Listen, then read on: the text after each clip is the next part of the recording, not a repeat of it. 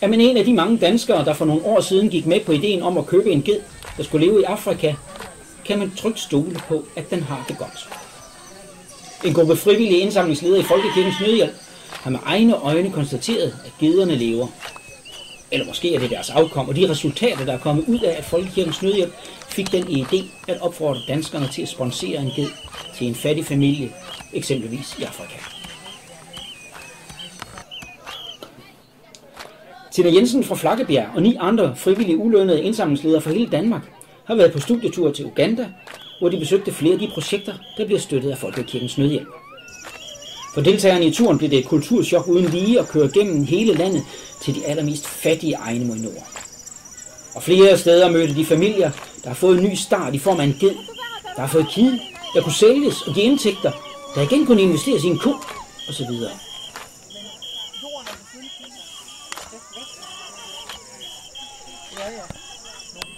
Danskerne besøgte blandt andet enken Mary, der på grund af røveroverfald og terror for oprørsgruppen Lord's Resistance Army i 2003 valgte at flygte fra gården sammen med sin voksne datter Ruth, der som ganske ung blev voldtaget af soldater og siden har lidt af posttraumatisk stresssyndrom. Ruth efterhånden 6 børn er bedstemoren derfor nødt til at tage sig af.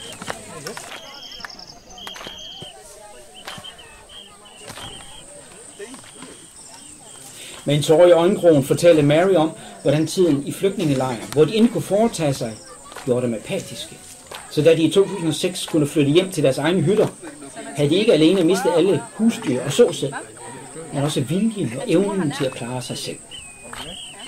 Men i 2010 blev familien tilbudt en ged, såsæd og vejledning i, hvordan man kan forbedre produktionen af afgrøder som kassaver og jordnødder. Nu avler Mary og hendes familie mere, end de selv kan spise. Den ene ged er blevet til, og der er blevet råd til at købe 4 køer. Og det ældste barnebarn, Skåla, der har vist særlig gode evner i skolen, har fået et legat til at kunne uddanne sig. Hun vil være socialarbejder. Hun vil gerne hjælpe andre familier i gang med en ny start, fortalte hun.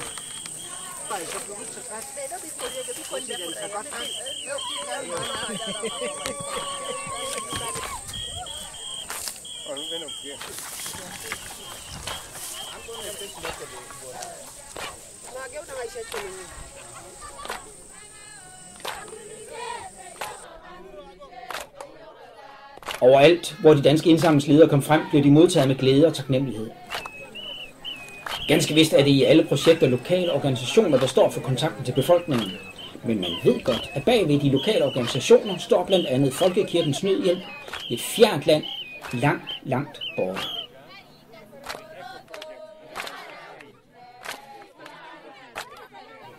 I forbindelse med et projekt langt ude på savannen, hvor nogle unge mænd forsøger at overbevise de ældre om, at man skal tænke mere langsigtet og gemme afgrøder til næste gang tørken slår bunden ud af tilværelsen, har man fået lavet nogle bluser til de, der går med i andelsforeningen. På de bluser er der trykt logoer fra blandt andet EU og Folkekirkens Nødhjælp, som har finansieret deres nye fælleslade.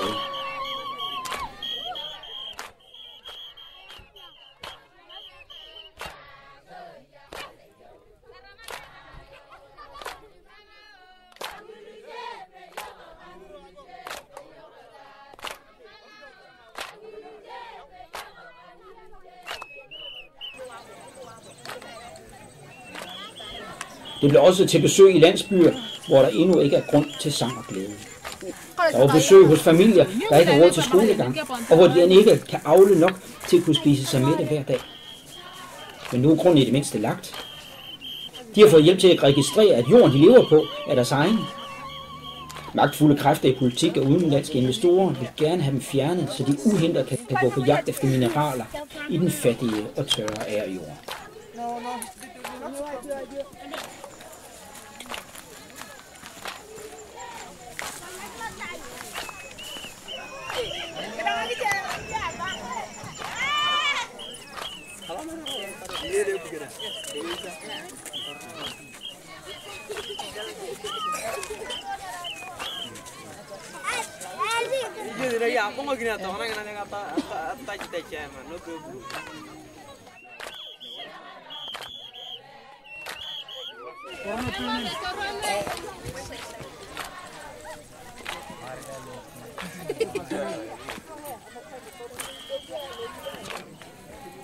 Turen mod nord i Uganda gav de danske frivillige et indblik i klimaforandringens konsekvenser.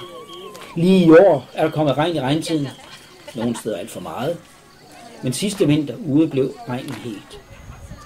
På Nadunket overskole kunne Betty fra skolens miljøgruppe således fortælle, at af de 300 frugttræer, som de havde fået dansk hjælp til at plante bag ved skolen, var det kun lykkedes at holde liv i de 49. Men hver morgen og hver aften går gruppen over for at vande mangotræerne og appelsintræerne. De vil nemlig gerne passe på deres miljø og på verden.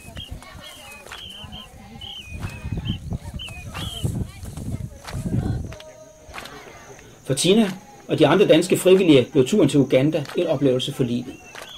Og de ville ikke holde det for sig selv. Nu er de på vej ud i danske sognegårde, skoler og forsamlingshuse for at fortælle om klimaforandringer, og om sangen og om glæden over, at med hjælp kan Afrika komme videre.